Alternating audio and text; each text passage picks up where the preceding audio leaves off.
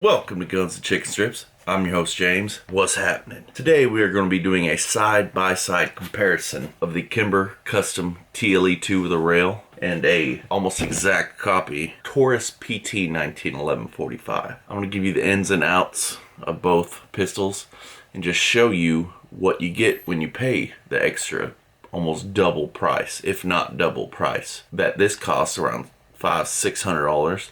And this costs around between $900 and $1,200. Later on, Lunkers is actually on his way over here right now because he jacked up his boat apparently, and he wants me to fix it as always. In my opinion, first off, worth every dime, every penny. This, not so much. It's a good shoot-around gun, but never would I trust my life to this firearm because I owned one for many years. I would not trust my life to this firearm. Kimber, for sure. All day, every day, would trust it. Carried it for about 2 years every day, 2 or 3 years every single day. Definitely trust my life to this firearm. But let's get into the side-by-side comparison. Kimber, nice, shiny, beautiful. Taurus PT, matte black, crappy finish, poor grade metal. It just doesn't look right to me. Got your Kimber, beautifully crafted. Carbon fiber grips. PT 1911 crap. Good solid bottom of the line, bottom of the barrel pistol, but no. I do not want anybody else's first impression to be a PT 1911. Kimber all day, every day, baby. How beautiful that is. And also, by the way, the reason I'm doing this side-by-side comparison is because I've been asked actually several times by several different people on Instagram, everything. By the way, follow me on Instagram below. Instagram and Facebook. Been asked by several people DMing me to do a full review on my Kimber. The PT 1911 laying around, so I decided why not do a side-by-side comparison to show you the actual reasons why I think Kimbers are so bad to the bone. Big believer in Kimbers. Kimbers and Glocks all day, baby. You take a Kimber, make sure it's safe, and you rack it. Ooh, that sound, man, that sound. Take a PT 1911. It's just not the same. It's just not the same at all. PT 1911 just doesn't have that crisp, clean sound. You probably can't tell on the camera, but if you ever have one side by side with a Kimber, you'll be able to tell. Plus, if you look at these grips, look at these grips. This is the Kimber. This is the PT. Kimber, the grips on the back, just solid, spiky. Cannot move your fingers when you're pressing on these. Your fingers slide. Kimber, nope, finger gets stuck. And if you try to move it, it kind of sands off your skin because it's just that spiky and pointy and sharp and nice, crisp. Look at that. Slides. It's just rough.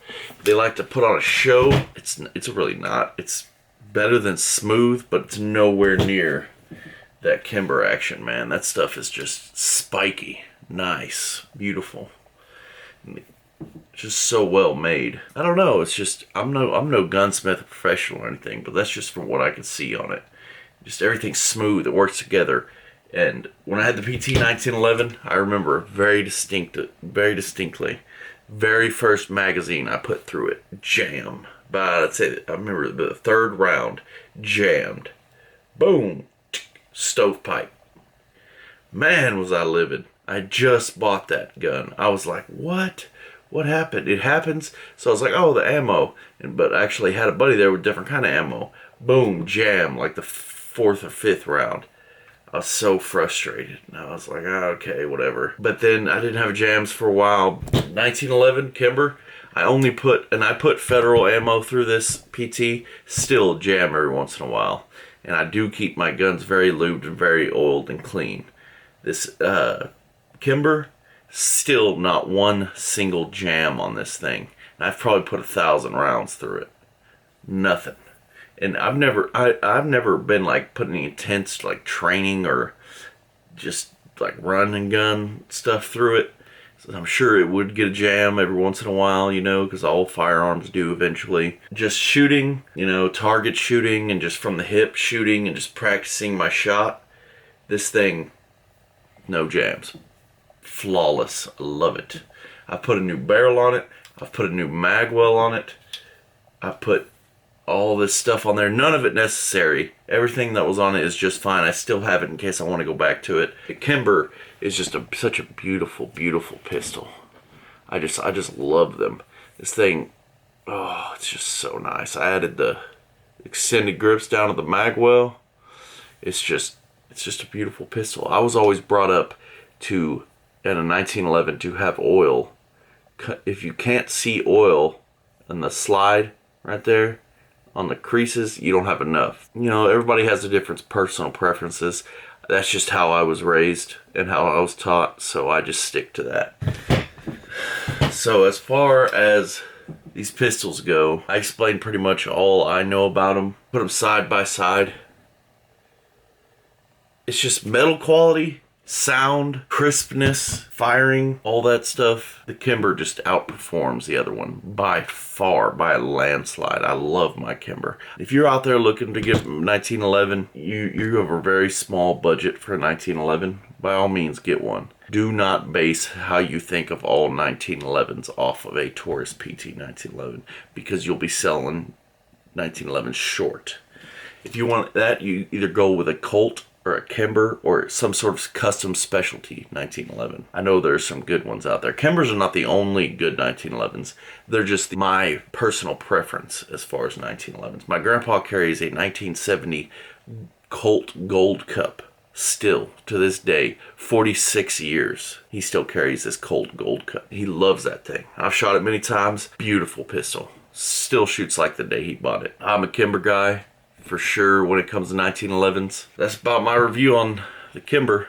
Beautiful pistol, worth every penny in my opinion. Kimber's a great company. Always work with me when I call them and need anything. I want to order specialty things. They have holsters. They have everything with their name brand on it. But as far as right now, Glock's my baby. That's what I carry every day.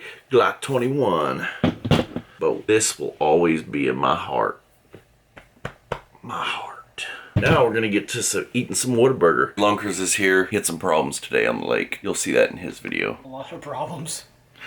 But we are going to go fix those problems. Most of them anyway that can be fixed. We are going to grade some Whataburger chicken strips right now. I've had them before. I'm not going to lie.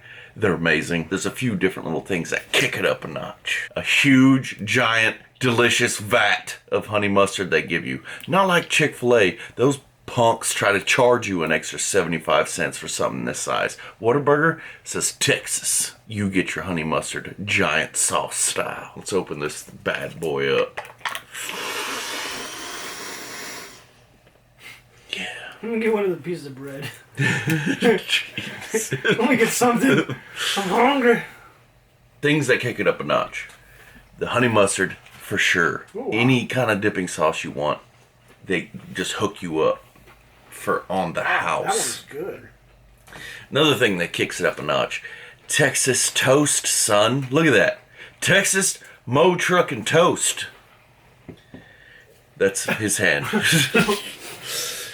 It's just, and the fries, it's just amazing. But we're going to speed through this one because I know you all out there that have tried it know that they're amazing. First off, let's take a look. Look at that. Look at that. Look how beautiful that is. Let's get some good lighting on there. Oh, yeah. Oh, yeah. Touch it. Look at it. The ketchups, the Whataburger ketchups, the honey mustard. Bomb. Diggity. Let's get going. Chicken strip. First impression, amazing. Look at it, crispy. Enjoy it. Take it in. Take it in. To be honest with you, it wasn't really like that amazing. Not eat it. So you know I like triple dipped in there. I don't care. That's for wusses. Triple dipping. Let me get that bread. No, you can't have my. I'll give it 1. 1 to 17 scale, I give it a 12. 12 sounds good. Above average, but not perfect. It has some things with it, like it doesn't have as much flavor as other specialty chicken joints, but it's still awesome. Honey mustard, the Texas toast, the Whataburger ketchup, those kick it up. Extra 3 points. Boom. Go ahead and speed through this, and then we're going to go help Lunkers work on his boat that he jacked up today. This is the funny part. Look at that. That one's all bit up. Right now we are headed to Academy to get the supplies we need to fix his boat. So yeah, gotta get a wheel thing. What's that called? A wheel thing. What's it called? What is it called? I know it's not called a wheel thing. Is it called a Fulton? No, we just call it a crank. We're gonna get a trailer wheel crank. Yeah, I don't know. That sounds good. Trailer wheel crank. Somehow he got his bent up and under. It must have been fully out when he was trying to go. I don't know. Oh, it's it's way more than that. I yanked it down a hill with it down because I was trying to. It's in the video. You'll see. It's hard to explain. I'm honestly very excited to see this video. Y'all get to see firsthand the fixing of the Lunkerstv boat, episode number 2. So I'm sure there's gonna be many of those episodes. Because he's not very kind to his boats. No, they're toys. No, they're tools. They're tools. You treat them as such. You treat your boats like they're tools. That's what they are. Exactly. They are tools of the trade. You gotta do what you gotta do. And he had to drag it through a bunch of rocks in the middle of the woods. I was trying to go to a freaking lake. It was a dumb... whatever. But we'll get it fixed and he'll be back on the water. I know they're so expensive. Gosh, dang it. Fultons. Look how expensive that is. Oh, that's 1,500 pounds. Do I need an 800 pounds or 1,500 pounds? This one? Do I? Yeah, see, Oh, yours yeah, is connected by one bolt and swivels. That doesn't swivel. Now it's back to the house to do man stuff. Down here, man stuff, fixing Lunkers' boat. I'm kind of actually surprised it came off that easy, to be honest with you, because it was pretty rusted on there. Oh, yeah. Oh, new wheel. Nice wheel. Oh, does it come in pieces? Jeez.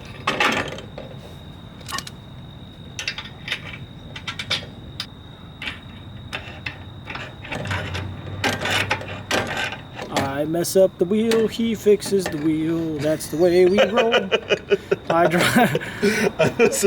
That is done, completed, beautiful. Look at it. It was so tough, so hard. Peace out, Mr. Turkla. Here's your light. Oh, shit. Oh, sucks. Oh, sucks. I'll see you tomorrow. All right, Here you man. go. With that. Be safe. Back in the Guns and Chicken Strips headquarters, the studio. That right there is just a prime example of what friends do for each other. Fixing each other's stuff when they are unable to.